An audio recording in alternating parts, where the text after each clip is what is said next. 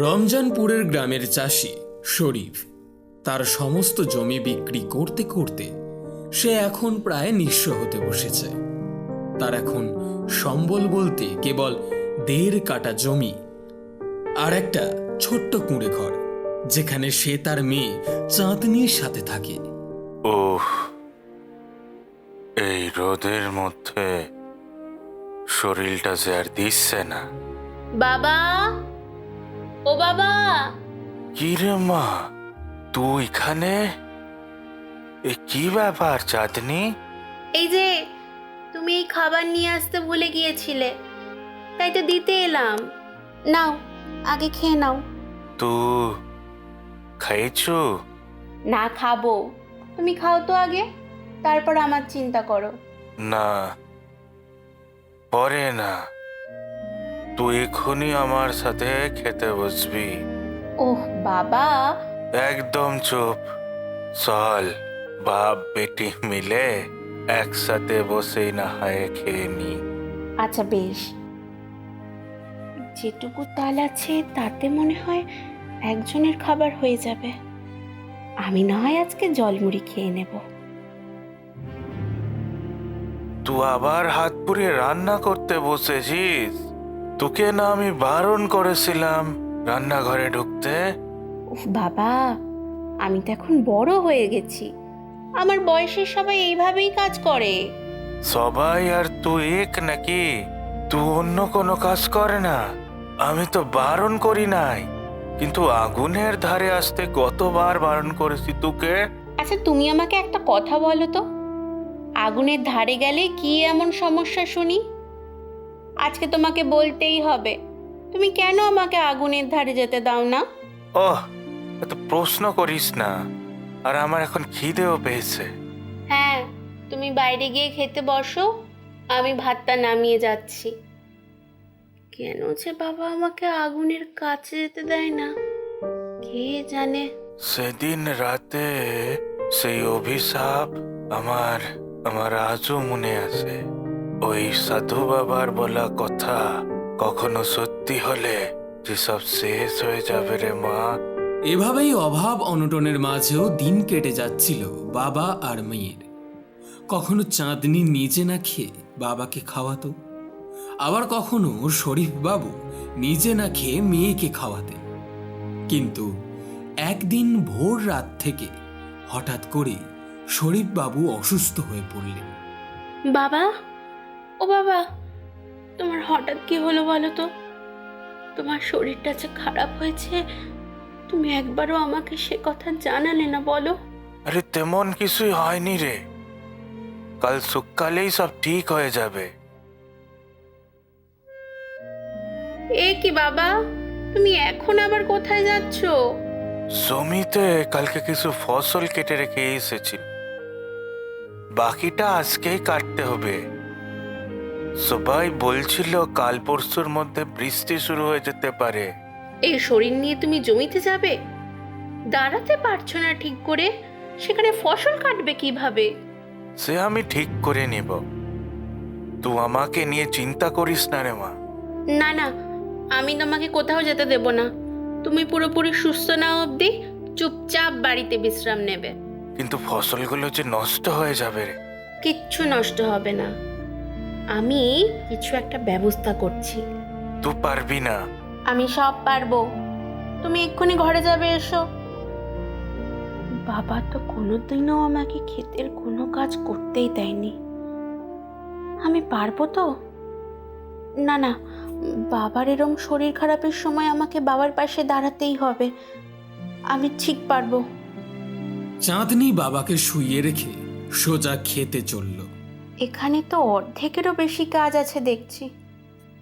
না, এক্ষুনি হাত না লাগালে বিকালের মধ্যে শেষ করতে পারবো না।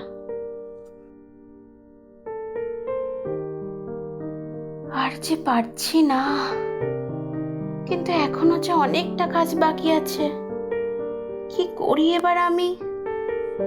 সেদিন বিকালে রাজা হরিশ চৌধুরী রমজানপুর গ্রামে এসেছিলেন গ্রামবাসীদের থেকে কর আদায় করতে।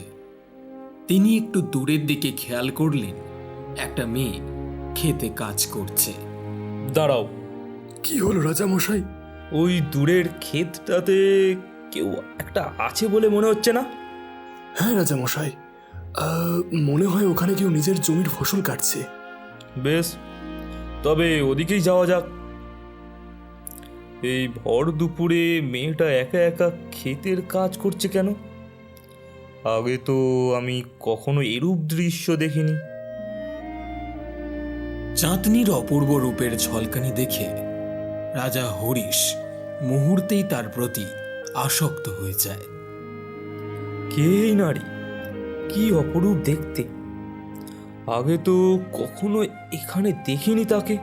মহারাজ, আমি কি মেয়েটাকে ডেকে পাঠাবো? হ্যাঁ, মেয়েটির সাথে আমার কিছু কথাও আছে।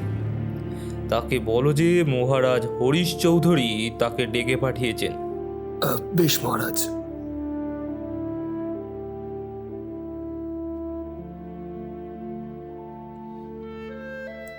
এই যে মেয়ে, মহারাজ তোমাকে ডাকছে, চলো।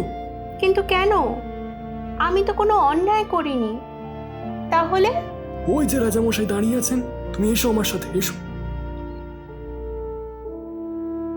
মহারাজ, নিয়ে এসেছি। কাছ থেকে চাঁদনিকে দেখে হরিশবাবু আরো মুগ্ধ হয়ে তার দিকে তাকিয়ে রইল। কি নাম তোমার? আগে তো কখনো এই গ্রামে দেখেছি বলে মনে হচ্ছে না। আগে আমার নাম চাঁদনি। আমি বাড়ির থেকে খুব একটা বেরোই না, তো তাই হয়তো আপনি আমাকে আগে কখনো এই গ্রামে দেখেননি। বেশ, তাহলে তোমার বাবার পরিচয় দাও। আমার বাবার নাম শরীফ। কিন্তু আমার কি কোনো অন্যায় হয়েছে? আপনি আমাকে এমন করে ডেকে পাঠালেন? না, আমি এসেছিলাম কর সংগ্রহ করতে। তা এই ভর দুপুরে তোমাকে কাজ করতে দেখে আমি ডেকে পাঠালাম। আসলে আমার বাবার শরীরটা ভালো নেই, তাই আমি কাজ করছি। বেশ, যাও, তুমি তোমার কাজ করো। চলে গেল। কিছুক্ষণ পর রাজা হরিশ চাঁদের দিকে তাকিয়ে একটু মুচকি হাসি হেসে সেখান থেকে চলে গেলেন।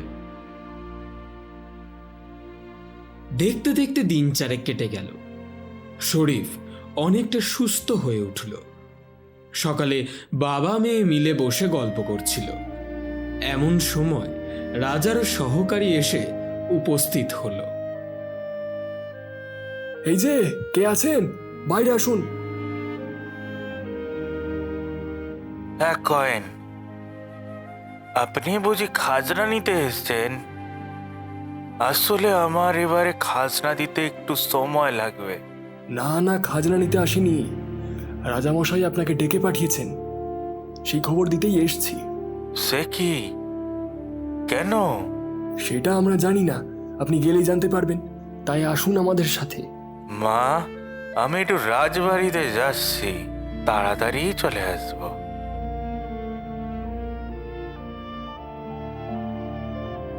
প্রণাম রাজামশাই। আজকে একটা বিশেষ কারণে আপনাকে ওখানে ডেকে পাঠানো হয়েছে। কি কারণ মহারাজ? আগের দিন গ্রামে কর সংগ্রহ করতে গিয়ে আমি আপনার মেয়ে চাঁদনিকে দেখেছি। আর সত্যি বলতে তাকে দেখে আমি বড়ই মুগ্ধ হয়েছি। তাই আমি তার সাথে বিবাহ বন্ধনে আবদ্ধ হতে চাই। কি হলো, কিছু বলুন। আপনি কি আপনার মেয়েকে আমার হাতে তুলে দেবেন? বলছি, সিদ্ধান্তটা তো আর আমার হাতে নেই। আমার চাঁদনির সাথে একটু কথা বলতে হবে। বেশ, তবে তাই হোক। শরীফ তারপর বাড়ি ফিরে গেল। বাড়ি ফেরার পর সে একটু চিন্তায় আছে দেখে চাঁদনি তাকে জিজ্ঞাসা করলো, কি হলো বাবা? রাজবাড়ি থেকে আসার পরে তোমাকে এরকম চিন্তিত লাগছে কেন? তোকে আমি সেই দিন বারবার করে বললাম যে খেতে যাস না, যাস না, আমার কোনো কথা তুই শুনলি না। কেন? কি হয়েছে? তুমি হঠাৎ এই কথা বলছো কেন? রাজামশাই আমাকে আজকে এটাই বলতে ডেকেছিল যে সে তোকে বিয়া করতে চায়।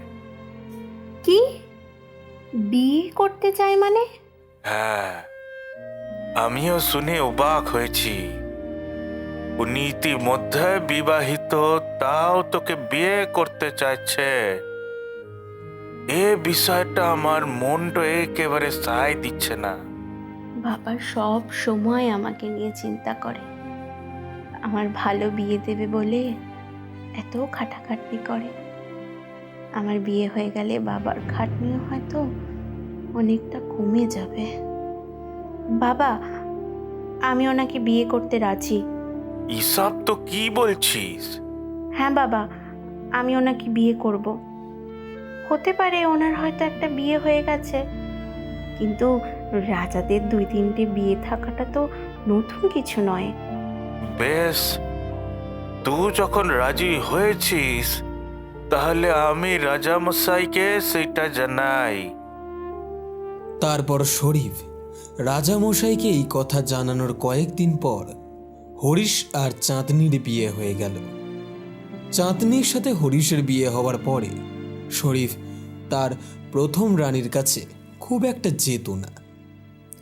সত্যি ছোট রানী, তোমার এমন রূপে আমি মুগ্ধ হয়ে যাই। তোমার এই রূপ মুহূর্তেই আমার মন ভালো করে দেয়। এই ছোট রানী আসার পর থেকে রাজামশাই আর আমার কাছে আসেন না। না না, এইভাবে চলতে পারে না। আমাকে কিছু একটা করতেই হবে। ছোট রানীর এই রূপের দেমাক আমাকে ভাঙতেই হবে। কি ব্যাপার বোন, কি করছো? এই ঘরটা একটু সাজাচ্ছি প্রদীপ দিয়ে। তুমি এসো না, বাইরে কেন? এই তো ভালো সুযোগ পেয়েছি। আজকেই ওর এই রূপের দেমাক আমি ভেঙে ছাড়ব। কিছুক্ষণ পর চাঁদনি টের পায় যে তার ওড়নায় আগুন লেগে গেছে। সে নিজেকে বাঁচানোর চেষ্টা করে চিৎকার করতে থাকে। তার চিৎকারে রাজা হরিশ আর অন্যান্য ব্যক্তিরা তার ঘরে এসে উপস্থিত হয় আর তাকে বাঁচায়। কিন্তু তাকে বাঁচানো গেলেও তার মুখ আর চুল প্রায় পুড়ে যায়। এরপর দেখতে দেখতে বেশ কয়েক মাস কেটে গেল। চারিদিকে খবর ছড়িয়ে গেল যে রাজবাড়ির ছোট রানীর মুখ আগুনে পুড়ে কুৎসিত হয়ে গেছে। রাজা হরিশ চাঁদনির কাছে যাওয়া একেবারেই বন্ধ করে দিল। মহারাজ, আপনি কিছু মনে না করলে আমি একটা কথা বলতাম। দ্বিধাগ্রস্ত না হয়ে কি বলতে চাও বলো। বলছিলাম, আপনি তো এখন ছোট রানীর কাছে একেবারেই যান না। সে হয়তো একাকিত্ব বোধ করে। আপনার একবার হলেও তার কাছে যাওয়া উচিত। না না, ওই রূপ দেখলে আমার গা গুলি ওঠে। ওকে চোখের সামনে দেখলেই আমার শরীরের মধ্যে কেমন যেন একটা অস্বস্তি বোধ কাজ করতে শুরু করে। তাহলে তাহলে আপনি কেন অযথা ওকে এই রাজবাড়িতে রেখে দিয়েছেন? ওকে ওর বাবার কাছে পাঠিয়ে দিলেই তো হয়। হ্যাঁ, এই কথাটা তুমি মন্দ বলনি। তারপর বড় রানীর কথায় রাজা চাঁদনিকে রাজবাড়ি থেকে বহিষ্কার করলেন।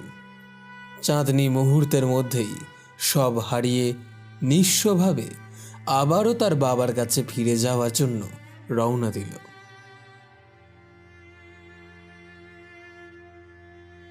বাবা, বল মা, কেমন আছিস? কতদিন পরে তোকে দেখলাম। আমি আজ অনেক দিন পর তোমার কাছে এলাম বাবা। মুখটা এমন ঢেকে রেখেছিস কেনে? বাবার কাছে কিসের লজ্জা শুনি? না বাবা, তুমি এমনটি করো না। এই ঘোপটা সরালে যে তুমি নিজেই তোমার মেয়েকে চিনতে পারবে না। হ্যাঁ, কি অবস্থা হয়েছে তোর? কিভাবে হইল এমনটা? রাজবাড়িতে থাকাকালীন একদিন প্রদীপ থেকে আমার অন্যায় আগুন লেগে যায়, আর সেই সর্বনাশী আগুনই আমার চুল মুখ সব কিছু একেবারে শেষ করে দেয়। না না, আগুন লাগেনি। কারোর চক্রান্ত আছে। আমি নিশ্চিত কেউ ইচ্ছা করে এই কাজটা করেছে। উফ বাবা, কিসব বলছো তুমি? রাজবাড়িতে এমন কাজ কেউ করতে পারে না। আমার কপালে যা ছিল তাই হয়েছে। না, এই ঘটনাটাই যে ঘটার ছিল, আমি তাই সব সময় তোকে আগলে আগলে রাখতাম, কিন্তু তাতেও কোনো লাভ হলো না। মানে এসব কি বলছো তুমি? না না, কিছু না। তা তোকে কি রাজবাড়ি থেকে কেউ এসে ছেড়ে গেল? না, আমাকে দেখতে এমন কুৎসিত হয়ে গেছে বলে ওরা আমাকে রাজবাড়ির থেকে বের করে দিয়েছে। না না, বাবা হিসেবে আমাকে কিছু একটা করতে হবে। আমাকে আবার সেই সাধু বাবার কাছে যেতে হবে। উনি পারেন এর প্রতিকার করতে। তার পরের দিনই ভোরেই শরীফ চাঁদনিকে নিয়ে গিরিরাজ পর্বতের দিকে রওনা দিলেন সাধু বাবার কাছে। এই সাধু বাবাই একদিন চাঁদনির ভবিষ্যৎবাণী করে জানিয়েছিলেন যে চাঁদনির আগুনে ফাড়া। বাবা, আমরা কোথায় যাচ্ছি? ওই পর্বতের কাছে এক সাধু বাবা থাকে, আমাদের ওইখানে যেতে হবে। উনি পারেন তোর মুখের এই ক্ষত সারিয়ে তুলতে। প্রণাম গুরুদেব। তারপর আমার কথা সত্যি হলো তো? আমি বারবার বারণ করেছিলাম, বলেছিলাম সাবধান হতে। আমি চেষ্টা করেছিলাম, কিন্তু আমি ব্যর্থ হয়েছি। আজ আজ আগুন আমার মেয়ের মুখের সেই সৌন্দর্য নষ্ট করে দিয়েছে। ওর জীবনটা ভয়াবহ করে তুলেছে। আপনি আপনি কিছু করুন বাবা। যা ঘটে গেছে তারপর আমার পক্ষে কিছু করা সম্ভব নয়। তবে হ্যাঁ, আমি একবার চেষ্টা করে দেখতে পারি। যদি অদৃষ্টের নিয়মেই এই ঘটনা ঘটে থাকে, তবে তবে ওর আগের রূপ ফিরে পাবে না। তবে যদি এর পেছনে কারুর চক্রান্ত থাকে, তবে ওর আগের রূপ ফিরে পাবে এবং চক্রান্তকারীর রূপের বিকৃতি ঘটবে। হ্যাঁ, বেশ বাবা, আপনি তাই করুন। আপনি যজ্ঞ করুন। তারপর সাধু বাবা যজ্ঞ শুরু করেন। সেই যজ্ঞ শেষ হওয়ার আগেই চাঁদনি তার আসল রূপে ফিরে আসে। সে নিজের আগের সেই রূপ আর চুল দেখে খুব আনন্দিত হয়ে পড়ে। এ কেমন জাদুকরী ঘটনা ঘটালে গো বাবা! আমি যে আবার আমার আগের রূপ ফিরে পেলাম। তার মানে আমি ঠিক ওটাই ছিলাম? এটা কারুর সুক্রান্ত আছে। যার শরীরে এই একই পোড়ার চিহ্ন থাকবে, সেই সেই আসল অপরাধী। এবার এবার তোরা ফিরে যা নিজেদের ঘরে। হ্যাঁ, খবরদার আর কখনো এই মুখ হবি না, কিন্তু কোনোদিনও না, কোনোদিনও না। দেখতে দেখতে কিছুদিনের মধ্যে পুরো গ্রামে খবর ছড়িয়ে পড়ল যে চাঁদনি আবারও তার আগের রূপ ফিরে পেয়েছে। সেই খবর গিয়ে পৌঁছল হরিশের কাছে। এদিকে ইতিমধ্যে বড় রানীর মুখ একেবারেই ঝলসে গেছে। রাজা আর তার কাছে যান না। চাঁদনি আগের রূপ ফিরে পেয়েছে এই খবর শুনে হরিশ নিজে গেল চাঁদনিকে ফিরিয়ে আনতে। কে? চাঁদনি, আমি আজকে এখানে কোনো রাজা হিসেবে না, বরং তোমার স্বামী হিসেবে এসেছি তোমাকে ফিরিয়ে নিয়ে যেতে। ও, আপনি এসেছেন? কি কি সৌভাগ্য আমার। আসুন, ভেতরে ভেতরে আসুন। দাঁড়াও বাবা, ভেতরে আসার আগে আমি একটা কথা স্পষ্টভাবে বলে দিতে চাই। আমি কিন্তু কোনো দিনই ওই রাজবাড়িতে ফিরে যাব না। আমার অন্যায় হয়েছে চাঁদনি, এবারের মতন ক্ষমা করে দাও, আমার সাথে ফিরে চলো। না, সে অপমান আমি কোনো দিনও ভুলব না। আজকে আমি আমার আগের রূপ আবার ফেরত পেয়েছি বলে আপনি আমার কাছে এসেছেন, তা না হলে কখনোই আসতেন না। আপনি আমাকে না, আমার রূপকে ভালোবেসেছেন, তাই আমি আপনার সাথে ফিরতে পারবো না। ক্ষমা করবেন। আপনি আপনার মেয়েকে একটু বোঝান। আমার এক্ষেত্রে কিছু বলার নেই, কারণ রাজবাড়ি থেকে অপমানিত হয়ে ওকে ফিরতে হয়েছে, আমাকে না।